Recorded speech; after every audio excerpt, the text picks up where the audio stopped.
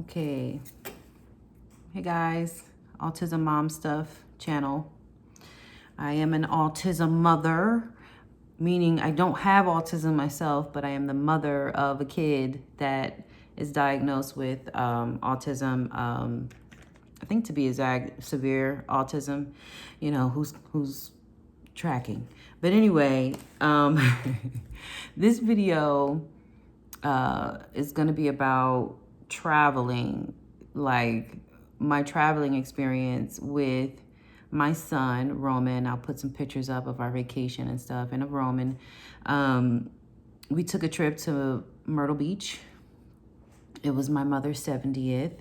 We had a wonderful time, and Roman had a wonderful time as well. But I wanted to talk about how incredibly difficult it is to travel with a kid that's on the spectrum and has the diagnosis of what my kid has. So my kid is nonverbal, autistic, and he is aggressive. But hold on. I just got done with the workout. I might cut this out, I don't know, but I'm hungry. So hopefully I can talk and eat at the same time. I like an egg with hot sauce and ketchup. Who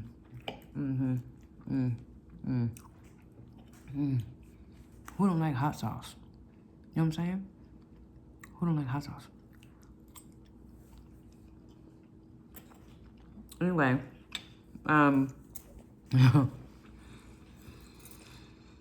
so we drove from Texas, San Antonio to be exact. So we drove from Texas to South Carolina, pretty much Myrtle Beach. And we had an Airbnb. It was me and my immediate family. So my mom, my dad, my sister, my brother, my sister's daughter, my niece, and then my two kids. I have an older son who's 14, and him and Liz, which is my niece, they're about the same age. And then Roman is 10. He just turned 10 in July. He's a big boy. So what I did I wrote some things down because, again, this is traveling tips.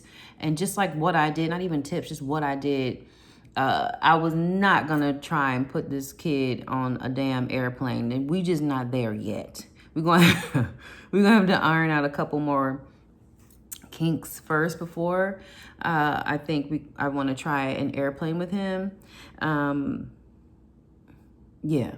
But we did drive. I love a good road trip. I know some people don't, but I do. I love a good road trip. But let's get into it. I'm going to try and keep this video kind of short. So I travel with his plushies. My kid loves all things soft. He loves to snuggle, blankets, you know.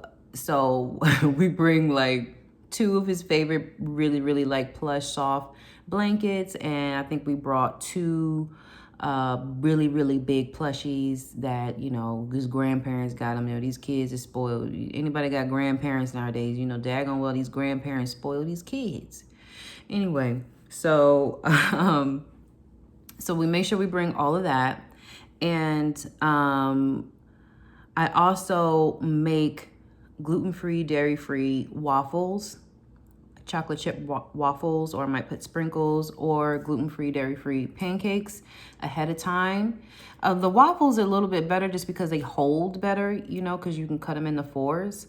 But they are gluten-free and dairy-free, and they're super good. You cannot tell. Even my pancakes, you cannot tell. I will do a recipe episode. Let me know if that's something that y'all want to see, because I do keep my kid on a pretty clean diet as best I can. He also has a diagnosis of epilepsy, right? Yeah, epilepsy, which is seizures. Anyway, he's on. It's been a lot. Please forgive me. But so he is on seizure medication. And as you know, diet is important, not just if a kid is on the spectrum, but also if somebody has seizures. You know, I try to stick to like more of like a keto based diet. I try to be not too much with the sugars. But anyway, I make waffles or pancakes ahead of time on road trips, especially if we're going to be somewhere for a long period of time. And that way in the car, you know, he gets hungry. We got Capri Suns, we got waffles, we got chips. He loves these freaking barbecue chips. HEB has like some good, just like kettle cooked barbecue chips. Is so freaking good. And then there's another brand, I think it's the Kettle brand, that are good too, gluten-free. He house those down. Then we get some gluten-free Oreos, you know, just have a good road trip. Now he does perfectly fine in the car. He loves driving. He loves looking outside and all that kind of stuff. I also bring a tablet. Now, listen, I know some people don't like the tablet. I know. However, hold on. It's good tea. However, it's very much so necessary, and it comes in handy. And he uses it to talk and to watch movies and stuff like that when we travel. When we're not traveling, it's just pretty much for communication. And then one thing I wanted to mention as well, I have another video maybe talking about discipline, but I carry a spray bottle with me. Now, not everybody gonna understand this, okay? Not everybody's gonna understand this, but it's just water and it's a spray bottle. And he doesn't like it. He doesn't like it when sometimes if he gets a little aggressive, and he wants to start scratching. I'm pretty, I don't know, scratched up pretty good throughout the years. It kind of covered, but all the marks that are on my arm are from my kid from throughout the years. I even had like a bite mark here. What was it? Anyway, I don't know if you can see right there. I'm pretty tan. I like it when I get tan. But anyway, so one of the things I remember that the BCBA, when we did in-home therapy, when we did in-home ABA therapy, his BCBA was doing the direct therapy. And that was one of the things that she said could help with getting him, because at the time we were trying to get him to be potty trained, this, that, and the other. And it works because the spraying of the water is so jarring, like it kind of just like snaps him out of it a bit, you know? I don't know, that'd be a helpful tip for someone. It's just water. No one's popping or whatever. It's a spray bottle with some damn water, okay? And it's just like, tss, tss, tss, you know? So, anyway, those who understand. I find it to be helpful, and I only use it for when he is aggressive. And if it's nearby, because sometimes he aggressive, child, and it ain't nearby, and then you want to be on your own, and, you know, survival of the fittest.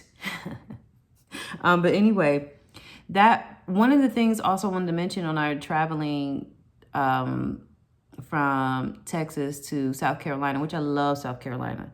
We're settling down here in Texas, but if we didn't settle down here in Texas, then I would have settled down in South Carolina. I love South Carolina. That's where like my family is from. My roots are from. Like I like literally feel a connection to the land in South Carolina. So I love South Carolina.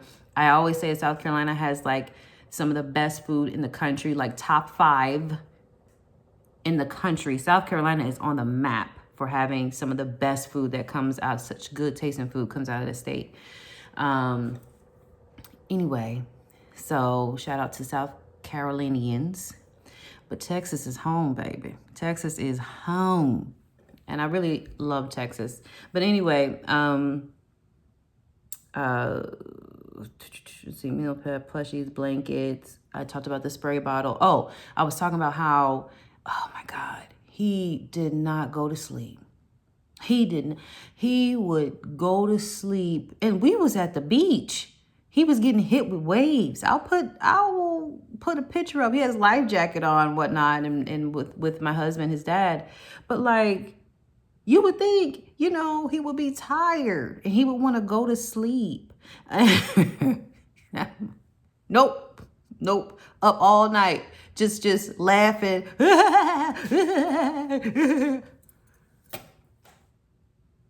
So as you can imagine, we were very exhausted.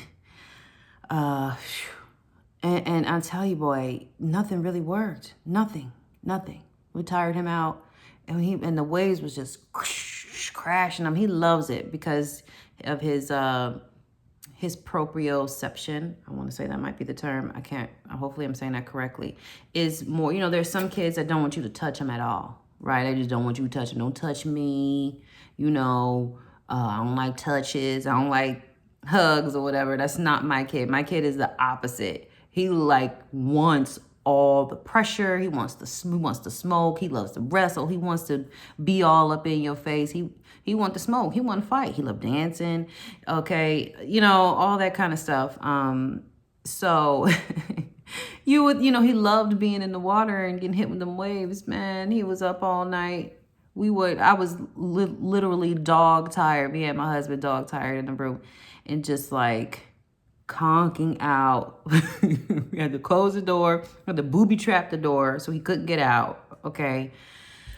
I just wanted to talk about some experiences with traveling with an autistic kid. And this is by car.